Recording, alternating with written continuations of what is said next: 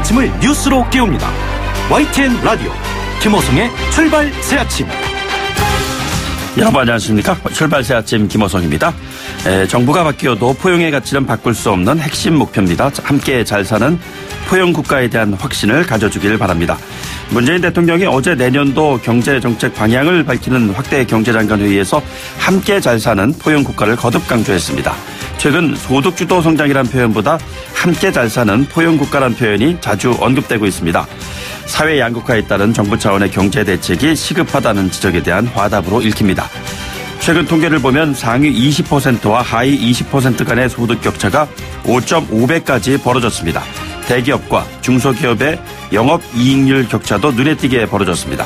한국은행에 따르면 3분기 대기업 영업이익률이 8.38%인데 비해서 중소기업은 4.14%로 2배 이상이나 차이가 났습니다.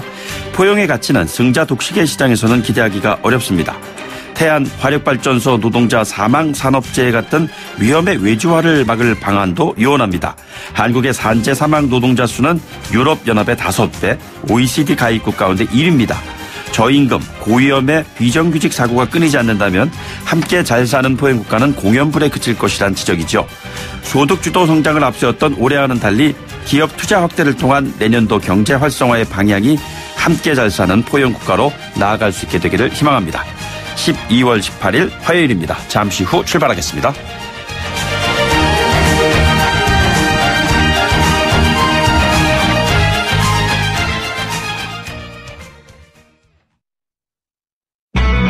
YTN 라디오 김호성의 출발 새아침.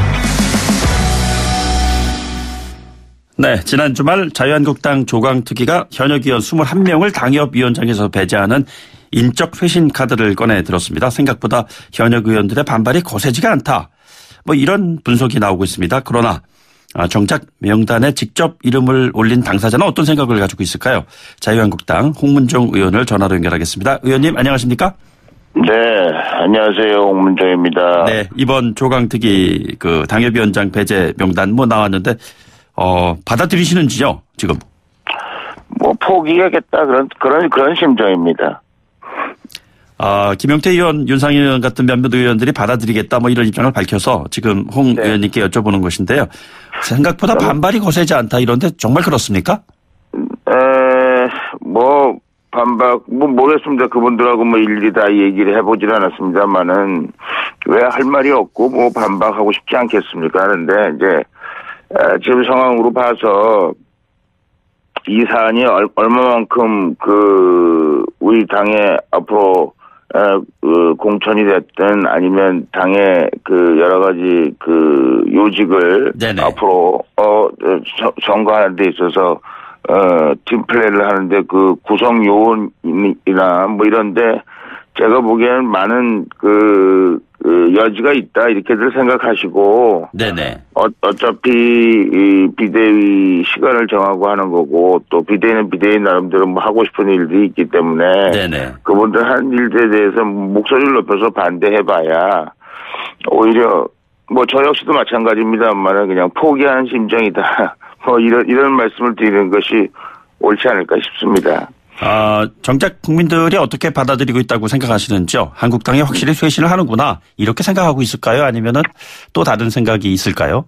네, 국민들 입장에 있어서는 일견 당에서 이렇게 저렇게 하여간 쇄신안이라고 얘기를 하고 그동안 오랫동안 쇄신 이런 얘기를 했는데 당이 국민들 생각하기에, 당이 뭘 해야 된다고 생각하고 있지 않겠습니까? 네네. 그리고 또, 국민들이, 비대위와 또 생각이 같은 국민들도 있으리라고 생각을 해요. 그래서, 한국당이 저렇게라도 몸부림치는 것이 그냥 안 하고 있는 것보다는 낫지 않겠냐. 이렇게 얘기하는, 국민들이 꽤 있지 않을까 그런 생각도 해봅니다. 예. 나경원 원내대표가 인터뷰에서 예를 들자면은 지금 친박이라는 단어는 국민들에게 보기에 좋은 글씨다. 또 탄핵 찬성에 대한 이런 얘기도 얘기했었고요. 그런 얘기를 좀 하는데, 홍 의원께서는 지금 탄핵 백서 만들어야 된다 이런 얘기까지 하셨던 분이시잖아요. 이런 것이 좋다고 보시는지요? 글쎄요. 저는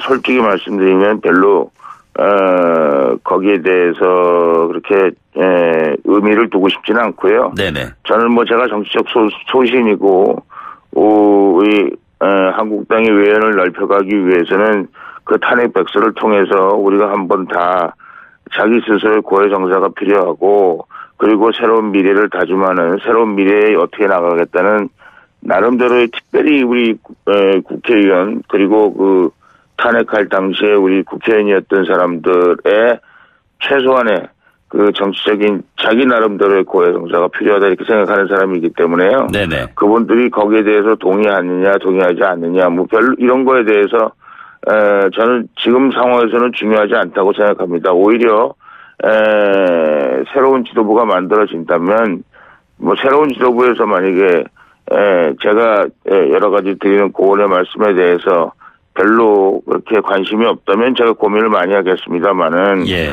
새로운 지도부가 만들어진다는 것이 이제 얼마 안 남지 않은 사실 아닙니까? 그래서 제가 뭐 비대위의 목청을 높여서 뭐 비대위가 잘한다 못한다 뭐 어쩌라 저쩌라 왜 탄핵했냐 이렇게 얘기하는 거 왜 우리를 여기다 이음을 넣냐 이렇게 얘기하는 것 자체가 별 큰 의미가 없다고 생각하고요. 또 이런 표현이 좀 그렇긴 합니다만은 일종의 에너지 낭비다 할 의미와 또 필요성이 그렇게 크지 않은데 뭘 그렇게 그 목소리를 높이고 또 뭘 틀렸니 맞았니 뭐 어쩌니 이렇게 얘기하는 것이 좀 제가 보기에는 좀 맞지 않는다 이런 생각이 들어서 그냥 자제합니다. 탄핵 백서 입장은 여전하신 거죠? 뭐 저는 당연히 아까도 말씀드렸습니다만은 우리 당이 미래로 나가기 위해서는 탄핵 백서를 통한 우리 최소한 우리 그 당시 국회의원이었던 사람 그리고 탄핵에 찬성했건 반대했건 거기에 관해서 자기 나름대로의 고해 정사가 필요하다. 저는 뭐 탄핵 백서를 통해서 뭐 어떤 사람을 쳐내고 뭐 어떤 사람이 뭐 어떤 나쁜 일을 했고 뭐 이런 거에 대해서 말씀드리고 싶어서 그 탄핵 백서가 필요하다는 것이 아니라요. 우리 한국당이 탄핵 전과 탄핵 후는 완전히 다른 당이거든요. 그렇기 때문에 우리 보수 우익에 있어서 굉장히 중요한 시금석이 되는 이정표가 되는 그 탄핵에 관해서 저희가 그것을 정리하고 그것에 우리 한국당이 무엇을 어떻게 했고 앞으로 그런 일들에 대해서 그런 또 어려운 일들이 한국당에 또 안 닥친다는 일이 보장이 없는데 그럴 때는 우리가 어떻게 대응해야 됐고 하는 것들에 대해서 우리가 최소한 무장을 하자는 의미에서 그리고 앞으로 그런 불행한 일들이 다시는 만들어져서는 안 된다는 의미에서 탄핵 백서를 하고 싶은 거죠. 뭐 그것을 가지고 뭐 누구를 어떻게 하고 뭐 누구를 정치적으로 뭐 손해를 보게 하고 뭐 그런 의미에서의 백서를 말씀드리는 게 아닙니다. 그런데 그런 입장은 해당 행위고 윤리 회부까지 얘기가 나오는 것이 나경원 원내대표 입장이잖아요. 그렇습니까? 저는 모르겠습니다. 저는 이미 의원총회에서 여러 번 얘기했고요. 나경원 원내대표가 된 이후에는 의원총회를 안 했기 때문에 모르겠습니다만 글쎄요. 그게 왜 윤리위원회 회부될 감인가요? 저는 그건 잘 모르겠는데요. 그럼 나경원 원내대표한테 뒤통수 맞았다. 뭐 이런 얘기를 하시는 의원들도 있는 것 같아요. 그게 뭘 말하는 거라고 생각하시는지요? 글쎄요. 하여간 나경원 의원과 저희가 의견이 같다. 아니면 최소한도 바라보는 방향이 비슷하다. 아니면 우리 과거에 관해서 우리가 어떻게 치유해야 된다는 그런 우리 치유 방법이 비슷하다. 이렇게 생각해서 나경원 의원을 원내대표로 선택한 사람들이 있다면 자기들의 방법과 다르면 이거 나경원 의원이 우리가 예상했던 그런 나경원 의원이 아니구나. 이렇게 생각할 수 있을 수는 있지 않을까요? 2월 전당대회 이후에 새로운 지도부가 꾸려지면은 쇄신안이 무효될 수 있는 여지가 있다고 보시는지요? 글쎄요, 그거는 잘 모르겠습니다만은 새로운 지도부가 꾸려지면 여러분, 이제 정말 오래간만에 그 우리 당원들에 의해서 만들어지는 새로운 지도부 아니겠습니까? 네네. 그리고 저희가 이제 총선을 앞둔 시점에서 지도부에 대해서 이제 거는 기대도 크고요. 그래서 지도부가 나름대로 스크램을 짜지 않겠습니까? 네네. 앞으로 총선 문제나 뭐, 그런, 그분들이 하는 새로운 스크램과 지금 우리, 비대위에서 하는 거와는 뭐, 판이하게 다를 가능성이 있다. 이렇게 생각을 합니다. 예. 이학재 의원이 오늘 바른미래당 탈당하고 한국당 복당하지 않습니까? 네네. 어떤 신호로 받아들이시는지요? 이제 저희가 하나가 돼야 된다고 이렇게 얘기를 하는데요. 저는, 항상 걱정이, 뭐, 이학재 의원이 뭐 오신다는데, 당원의 한 사람으로서, 뭐, 절대 와서는 안 된다든지, 뭐, 그런 말씀을 드리고 싶지는 않고요. 네네. 뭐, 오는 거에 대해서는 뭐, 오시니까, 저희가 이제 환영할 수밖에 없는 그런 상황 아닙니까? 네네. 그런데 이제, 이것이 우리가, 우리의 그, 지경을 넓히는 데 있어서, 한 분 한 분들이 올 때, 최소한, 우리가 앞으로 지경을 높이기 위해서 기본적으로 공감대를 형성하고, 그 공감대를 형성하는데, 그 오시는 분들이 네네. 동참할 수 있는 분들이었으면 좋겠다. 예. 뭐 이학재 의원님을 제가 개인적으로 모르는 사람 아니고요. 아주 네네. 잘 아는 사람인데요. 지금 이 상황에서 우리가 앞으로 어떤 미래를 갈 것인가에 대해서 같은 생각을 가지고 있고 또 우리가 우리의 과거를 치유하는 데 있어서 어떻게 했으면 좋을까 이런 거에 대해서 최소한도 서로 이렇게 공유하는 부분이 네네. 많은 분들이었으면 좋겠다 그런 생각을 합니다. 예, 2월 전당대회 때 김성태 전 원내대표 또 홍준표 전 대표가 다시 나설 수도 있을 것으로 전망하시는지요? 글쎄요. 그분들은 정치하는 분들이기 때문에 어떻게 어떤 전당대회를 통해서 그 본인들이 가지고 있는 정치적 소신이 잘 그 정치 현장에서 잘 이렇게 투영됐으면 좋지 않을까 이렇게 생각하실 것이고 네네. 현실 정치를 하시는 분들이기 때문에 그리고 뭐 당대표에 왜 관심이 없으시겠습니까? 관심이 있으실 텐데 글쎄 잘 모르겠습니다. 그분들이 어떻게 생각하고 계시는지 모르겠는데 제가 보기에는 그분들이 상황만 된다면 제가 말씀드리는 거는 이제 좋은 결과를 낼 수 있다라는 확신만 선다면 네네. 언제든지 뛰어들 수 있지 않을까 그런 생각을 합니다. 예, 마지막 질문 드리겠습니다. 어제 그 이진곤 조강특위위원이 그 비워놓은 당협위원장의 바른미래당 의원들을 영입 형식으로 모셔온다면은 좀 더 유리한 조건을 부여할 수 있다 뭐 이런 얘기를 했어요. 그런데 복당파 의원들 뭐 이런 부분에 대해서는 홍 의원님께서는 굉장히 싫어하시잖아요. 제가 뭐 복당파 의원들을 싫어한다기보다는요.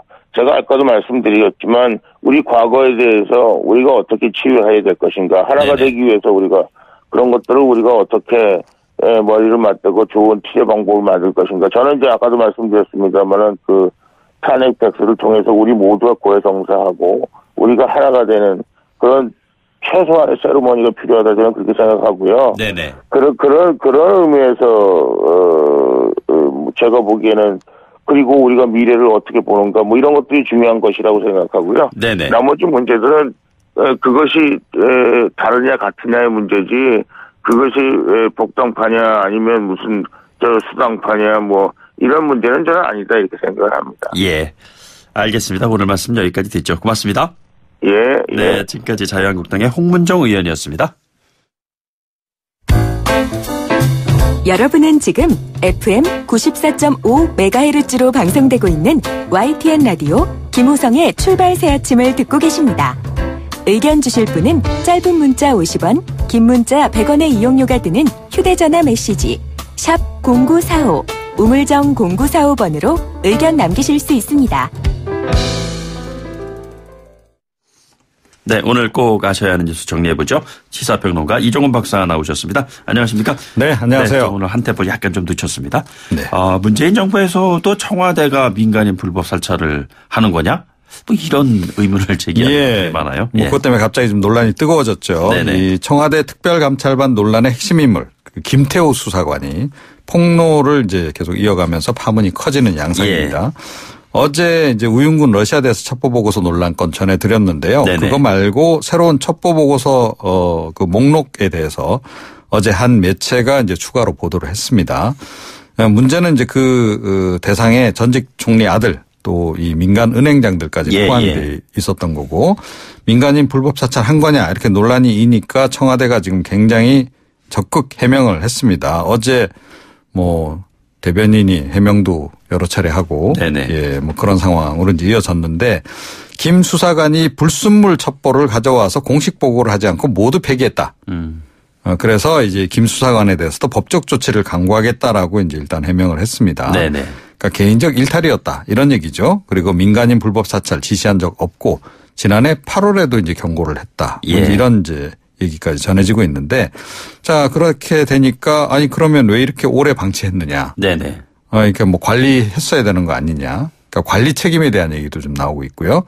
또 이 지난 정부에서도 일을 했단 말이죠. 이분이 네네. 이명박 정부에서도 일을 했고 청와대에서 그럼 그런 사람을 왜 다시 썼느냐. 예. 뭐 활용 필요성이 과연 뭐였기 때문에 이 사람을 썼느냐는 얘기도 좀 나오고 있고 또 이 전직 총리 아들에 대한 첩보 보고서 작성 부분에 대해서는 청와대가 어제 처음에는 이 김 수사관이 작성한 게 아니다라고 했다가 결국은 또 그 사람이 한 거 맞다. 또 이렇게 또 시인을 하고 해명이 또 바뀌는 좀 청와대 쪽이 좀 상당히 좀 당황해하는 그런 모습입니다. 예. 네. 지켜보겠습니다. 그리고 최저임금 뭐 탄력 근로제 뭐 속도 조절 얘기 나오고 있는데 최저임금법 시행령에 대한 경제계 반발이 심하다면서요? 예, 그렇습니다. 예. 어제 좀 이제 또 사실 입장문을 내놨어요. 네네. 그러니까 뭐 기존에도 반대한다는 이제 입장을 내놓긴 했었는데 재차 지금 내놓은 상황인데요. 이게 이제 한 계기가 있습니다. 그러니까 이 시행령 개정안 내용은 이제 지난 10월 25일에 입법 예고가 된 그 내용이고요. 핵심이 네네. 뭐냐면 주휴 수당을 이제 최저임금 산식에 반영하도록 이렇게 한 겁니다. 이제 이렇게 되니까 기업 입장에서는 좀 산식이 굉장히 좀 복잡해진 거죠. 예. 그런 속에서 지난주에 이제 현대모비스가 최저임금법 위반 혐의로 시정 조치를 이제 받았어요. 그런데 보니까 입사 1년 차부터 3년 차 정규직 임금이 올해 최저임금 기준이 미치지 못한다는 거예요. 네네. 도대체 얼마나 되길래 이렇게 못 받나 이렇게 이 최저임금 기준에 못 미친다는 거냐라고 들여다봤더니 이 대졸 신입사원 초봉이 한 연봉 기준으로 5,700만 원 정도 된다는 거죠. 이거 적지 않은 건데 왜도? 상당히 높은 거죠. 그런데 문제는 이제 상여금하고 성과급 이제 비중이 이제 크다 보니까 이거를 빼고 나면 시급 기준이 최저임금이 미치지 못한다는 겁니다. 그런데 대부분의 지금 대기업들이 지금 임금 구조가 그렇게 돼 있다는 거예요. 그래서 이제 사측에서 상여금을 그럼 매월 주는 방식으로 좀 조정을 하겠다라고 하니까 이번에 또 노조 측이 그 꼼수다라고 또 이제 반발하고 나서서 이러지도 못하고 저러지도 못하는 상황이 이제 돼버린 거죠. 그런데 또 조만간 1월 1일부터 내년 1월 1일부터 최저임금은 다시 또 인상된단 말입니다. 네네. 자, 그러니까 상당수 대기업조차도 지금 불법으로 내몰릴 수 있다. 이런 위기감이 좀 작용을 한 것 같고요. 그래서 대한상공회의소를 비롯한 17개 경영계 단체가 좀 어저께 반대 의사를 피력하는 공동 성명 발표를 한 거고요. 이런 속에서 어제 그 여야 3당 원내대표들은 그 바른미래당 쪽에서 이제 제안을 해서 최저임금 인상 시점 6개월 유예 방안을 여야정 협의체에서 논의하기로 했습니다. 그러니까 1월 1일 말고 7월 1일부터 인상을 하는 방안을 좀 논의를 한다 그러는데 이것도 빨리 결정해야 되지 않겠습니까? 네, 그렇습니다. 나라 밖에서도 뭐 또 노동계 이슈 관련해서 또 많은 얘기가 있어요. EU 쪽에서 국제노동기구가 ILO 핵심 협약을 비준하라. 우리 정부를 압박하고 나선 거 아니겠어요? 네, 그렇습니다. 그러니까 유럽연합 집행위원회가 이제 우리 정부가 국제노동기구 핵심 협약 비준 노력을 충분히 이행하지 않고 있다. 네네. 그러면서 정부 간 협의 절차를 공식 요청을 한 겁니다. 실무협의에 이제 응해합니다. 이건 무조건 응해야 되는 거고요. 지금 우리가 91년도에 그 ILO 152번째 회원국으로 가입을 하긴 했는데 전체 협약이 이제 189개거든요. 네네. 그 가운데 29개만 비준을 했습니다. 그리고 이제 좀 핵심적인 것에 해당하는 뭐 87호, 98호, 29호, 105호 여기에는 좀 이제 비준을 지금 우리가 하지 않고 있는 그런 상황인데 그래서 우리 노동계 쪽에서도 계속 이 문제를 제기를 하고 있습니다. 그러니까 이 국제적인 기준에 좀 맞춰야 되는 거 아니냐라는 지적을 계속 하고 있고 경제사회노동위원회 쪽에서도 노동계 쪽 위원들이 이 부분을 계속 강조를 하고 있는 그런 상황인데요. 그런 목소리가 아마 EU 쪽에도 좀 전달이 된 게 아닌가 싶긴 합니다. 만약에 우리가 이제 분쟁 해결 절차에 들어간 이후에도 계속 이 핵심 협약 비준을 미루게 되면 이게 아무래도 무역에도 좀 장애 요인이 될 수 있기 때문에 좀 이제 그냥 넘어갈 수는 없는 상황이고요. 지금 경제사회노동위원회 쪽에서는 탄력 근로제 기간 확대하고 이 사안 빅딜을 시도할 거다 이런 얘기도 들리고 있습니다. 그리고 이거 많은 분들이 아시는 분인데 그 선풍기 아줌마라고 그랬었잖아요. 그 성형 중독 관련해 가지고 화제가 됐었던 분인데 이분이 돌아가셨어요. 그렇습니다. 이게 좀 뒤늦게 알려진 이제 그런 상황인데요.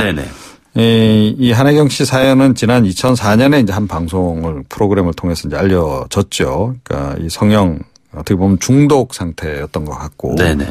얼굴이 이제 굉장히 부풀어 오르는 그런 부작용 때문에 이제 선풍기 아줌마로 이제 불렸고요. 이제 상당히 여러 차례 이제 불법 성형 수술을 했던 것이 이제 한 원인이었던 것으로 이렇게 지금 이제 얘기는 전해지고 있습니다. 그 젊었을 때 사진 보면 굉장히 예쁘시더라고요. 그래서 이제 더 안타까운 이제 그런 상황인데, 이분의 이제 문제에 대해서 이제 관심이 높아지는 이유가 최근에 사실 이제 성형을 많이 하잖아요. 성형 중독자들이 이렇게 많은 상황은 아닙니다만, 그래서 더욱더 이 부작용에 대해서 관심이 좀 높아지는 것 같습니다. 나이가 몇 살이죠? 좀 상대적으로 좀 젊으세요. 57밖에 안 되셨습니다. 사망 원인 구체적으로 안 나왔죠 아직. 그것이 사실은 성형 부작용 때문이냐 논란이 있긴 한데요. 그거라고 딱 단정 지을 수는 없다고 합니다. 알겠습니다. 오늘 말씀 여기까지 듣죠. 고맙습니다. 지금까지 이종훈 시사평론가였습니다. 1부 마치고 2부에서 돌아오죠. 소통의 아침을 여는 공정한 목소리 YTN 라디오 김호성의 출발 새 아침. 출발 새 아침 2부 잠시 광고 듣고 돌아오죠. YTN 라디오 김호성의 출발 새 아침. 최근 여야 5당이 선거제 개혁에 대한 합의하면서 어제부터 12월 임시국회가 시작이 됐습니다. 27일 본회의 열어서 민생법안 처리하기로 했습니다. 그런데 말이죠. 선거제 민생법안들 여야 이견이 좀 큽니다. 민주평화당 정우동영 대표를 전화로 연결해서 관련 이슈를 좀 여쭤보도록 하죠. 대표님 안녕하십니까? 안녕하세요. 오늘 준비한 질문 드리기 전에요. 아침에 전해진 소식 보니까 유엔 총회에서 북한 인권 결의안을 전원합의로 채택을 했습니다. 이게 그동안 14년 연속 채택한 것이어서 의례적인 것이 아니냐라는 얘기도 있고 그러나 요즘 같은 분위기에서 왜 이거를 채택을 했을까 좀 궁금하기도 하고 그래서요. 이 사안을 먼저 좀 질문을 좀 드려야 될 것 같습니다. 유엔 인권 결의안은 미국이 주도해 왔고요. 그래서 그 연장선에 있다고 봅니다만 우리 정부가 어떤 입장을 취했는지 잘 알지 못합니다만. 가장 책임 있는 자에 대한 안보리 제재를 권고한다. 이거는 김정은 위원장을 딱 타겟으로 해서 한 그 얘기인 것 같은데요. 최근에 북미 관계라든가 남북 관계를 염두에 뒀을 때 굳이 유엔 결의안이 이렇게 전원합의로 나올 필요가 있었을까라는 거에 대한 그 궁금증입니다. 그러니까 북미 정상회담 이후에도 미국은 여러 차례에 걸쳐서 북에 대한 제재 조치를 계속 고삐를 조여왔고 또 인권 문제에 대해서도 압박을 해온 것이 사실이고 또 이 국면이 바로 북미 2차 정상회담으로 가지 못하고 주춤거리는 핵심 이유이기도 합니다. 그러니까 싱가포르 정상회담에서 새로운 관계라는 게 이제 서두에 그 핵심이 이제 이 5글자인데 새로운 관계가 아니라 그동안 25년 동안 유지해왔던 압박 봉쇄를 통한 힘에 의한 비핵화와 뭐가 다르냐라는 것이 북한의 이제 반발이고요. 상응 조치를 요구하는 과정에서 지금 궤도를 완전히 벗어난 것은 아니지만 지금 속도가 이제 느려져 있는 거죠. 알겠습니다. 정치권 이야기 좀 여쭤보도록 하죠. 선거제 개혁 합의문 나오기 전과 비교해서 그렇게 달라진 게 없다, 동상이몽이다, 뭐 이런 얘기까지 나오고 있습니다. 무슨 문제가 있는 건가요? 동상이몽이라기보다는 해석 논쟁인데요. 네네. 이번에 합의는 이제 큰 틀에서의 합의이죠. 연동형 비례를 도입하는 것을 검토한다는 네네. 그 방향에 대한 합의인데, 이 방향에 대한 합의만으로도 사실 민주화 이후 30년 동안 지속해왔던 낡은 체제를 개혁한다는데 특히 여야가 5당이 함께 합의했다는 것에서 의미가 있고요. 네네. 또 이것은 대국민 약속이라는 점에서 구속력이 있다고 생각합니다. 그 방향에 대한 합의를 분명히 했는데 왜 나경원 한국당의 원내대표는 일부 정치권에서 마치 연동형 비례대표제 도입을 기정사실화하는 거는 명백히 사실을 호도하는 일이다, 이런 얘기를 했습니다. 이게 무슨 뜻이죠, 그럼? 그러니까 야3당은 합의문 절충 과정에서 연동형 비례제 도입이라는 이 간단 명료한 표현을 원했고요. 그러나 민주당과 한국당은 연동형 비례에 대한 거부감, 다른 말로 하면 기득권을 내려놓기 싫다는 거죠. 그래서 여기에 이제 물타기를 한 셈이에요. 연동형 비례 도입의 구체적 방안을 적극 검토한다, 이런 식으로 애매모호한 표현을 썼습니다만 금방 말씀드린 것처럼 연동형을 도입한다는 그 큰 방향에 대한 합의는 들어있는 것이지요. 1월 임시국회까지 선거제 개혁 법안이 처리가 될까요? 이건 결국 그 국민적 압력의 문제인데요. 말하자면 이것이 소수 야당이 몇 석 의석을 늘려보자는 것이 아니라 이대로 좋다고 하는 국민이 없지 않습니까? 오늘의 그 삶의 현실과 또 정치판에 대한 인식이요. 그래서 정치를 바꿔야 한다는 그런 압력에 정치권이 굴복한 것이다, 대답한 것이다라고 보기 때문에 한쪽으로는 저희 야3당이 공동투쟁을 계속해 갈 것이고 국민적 압력이 계속 가해질 것이기 때문에 최선을 다해야죠. 방금 전에 의석수 관련된 언급을 해 주셨는데요. 그 의원 정수 확대하는 문제 어떻게 풀어나가실 작정이신지요? 의원 지금 숫자를 줄여도 시원치 않은 판에 국회의원을 늘린다니 말이 되느냐 하는 것이 국민적 정서라는 것을 10분 이해합니다. 그러나 정서보다 더 중요한 것은 국민의 삶입니다. 국민의 삶은 매일매일의 현실이거든요. 너무 고단하고 먹고 살기 힘들잖아요. 어디서부터 이 문제를 풀어가야 할까요? 정치판을 획기적으로 근본부터 바꿔야 합니다. 국민의 삶을 개선하기 위한 정책 경쟁으로, 가치 경쟁으로 바꿔야 하는데, 그러려면 현재 거대 양당 독식 구조를 깨뜨려야 합니다. 그러기 위해서는 253명 지역구를 줄이는 방법과 그리고 253명 지역구를 그대로 두고 비례대표를 늘리는 방법이 있는데요. 전자는 지역구를 줄이면 국회 통과가 사실상 불가능해집니다. 의원들이 모두 들고 일어서서 반대하는데 어떻게 통과가 됩니까? 그러면 지역구를 그대로 둔 상황에서 비례대표 숫자를 늘려서 연동형이라는 것은 국민 뜻에 연동하자는 거거든요. 지금은 국민 뜻과 연동이 되지 않습니다. 그러니까 민주화 이후에 30년 동안 제1당, 어느 당이 1당을 했건 1당은 국민들이 38%를 지지해 줬는데 의석은 자기들이 50%씩 가져갔어요.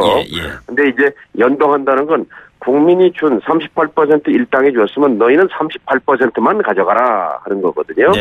그렇게 되면 이제 어떻게 되냐면 이게 다당제로 전환이 되게 됩니다. 제도적으로.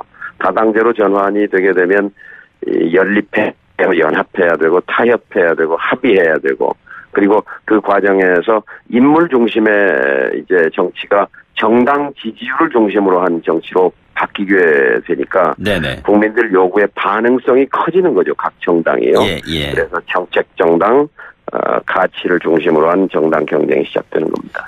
그 다당제 말씀하셨는데 나경원 원내대표가 이 연동형 비례대표제 관련해서 의원 내각제 조화 여지를 언급하면서 결국엔 권력구조 개편, 원포인트 개헌이 함께 돼야 한다, 이런 얘기했습니다. 여기까지 가야 되는 것인지요? 두 가지 질문을 하셨는데요. 이 개헌 얘기는 이제 그동안 사실 꺼진 불씨였는데 이번 합의에서 일단 불씨를 살려놓은 것이고 선거제 개혁 법안을 처리하고 그 후에 이제 논의하자고 했으니까 국민 여론에 달려 있다고 봅니다만 그 앞에 연동형은 내각제와 좋아하는 제도다라는 것은 명백한 오해입니다. 아, 그런가요? 예. 연동형의 대칭은 병립형입니다. 현재 우리가 쓰고 있는 제도예요. 네네. 그러니까 지역구 선출의원 따로, 그다음에 비례 따로 계산하는 제도고요. 연동형이라는 것은 국민이 준 그 지지율만큼 의원 숫자를 연동해서 정한다는 건데요. 네네.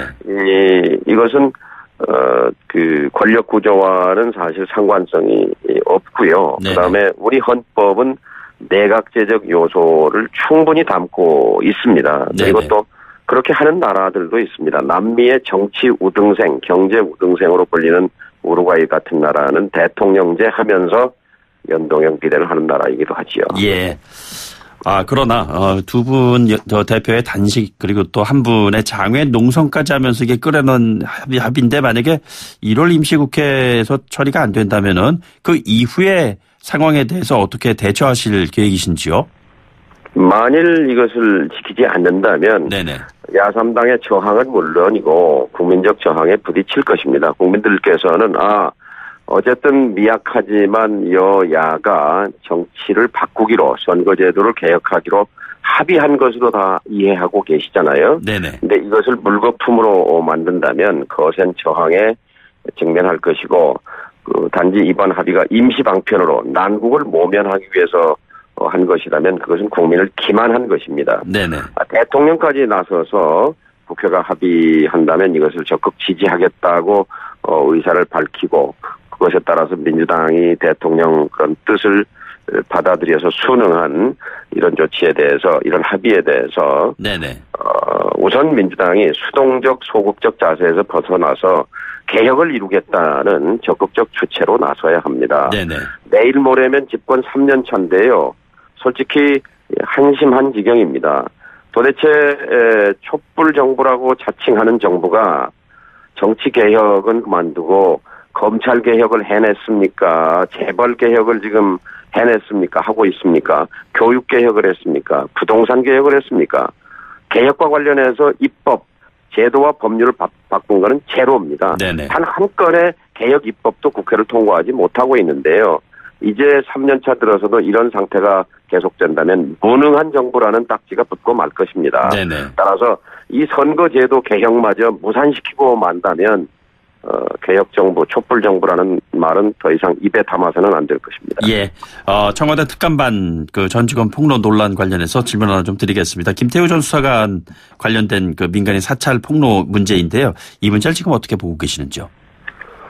사실관계 확인이 선행돼야겠죠. 그리고 일단 검찰이 수사에 착수한다고 하니까 그 결과를 봐야 될 것 같습니다. 제2의 박관천 파동이다. 이런 야당의 지적이 있습니다. 야당은 충분히 정치 공세를 할 수 있겠죠. 그런데 중요한 것은 특감반 운영을 따져볼 필요가 있습니다. 청와대 특별감찰반이라는 것은 친인척, 대통령의 친인척 비리, 고위공직자 비리를 감찰하는 목적으로 설치돼 있는데요. 일부 언론에 따르면 민간인 사찰 의혹도 있다 하는 것이니까 따져볼 필요가 있고요. 근본적으로는 비대한 청와대에 문제가 있습니다. 현재 청와대 직원은 500명 가까이 되는데요. 백악관보다 큽니다. 그러니까 권력 집중 대통령제의 문제인데요. 이렇게 되면은 장관들 내각이 무력화됩니다. 청와대 일개 비서관의 힘이 장관보다 훨씬 크거든요. 권력은 대통령과의 거리에서 나온다 하는 말이 있잖아요. 장관은 세종시까지 멀리 떨어져 있고 비서는 몇십 미터 거리 안에 있지 않습니까? 인꼬리 권력 말씀하시군요. 그래서 정치학자들이 청와대 정부다 이렇게 부르는 이제 비판이 있는데요. 이 정부가 그러니까 국민이 중심에 있는 게 아니라 청와대 비서들이 중심에 있는 정부다라는 건데 여기서 파생되는 문제들이라고 생각합니다. 알겠습니다. 오늘 아침 말씀 여기까지 듣죠. 고맙습니다. 감사합니다. 지금까지 정동영 민주평화당 대표였습니다. 출발 새 아침 3부는 8시 뉴스 듣고 돌아오도록 하겠습니다.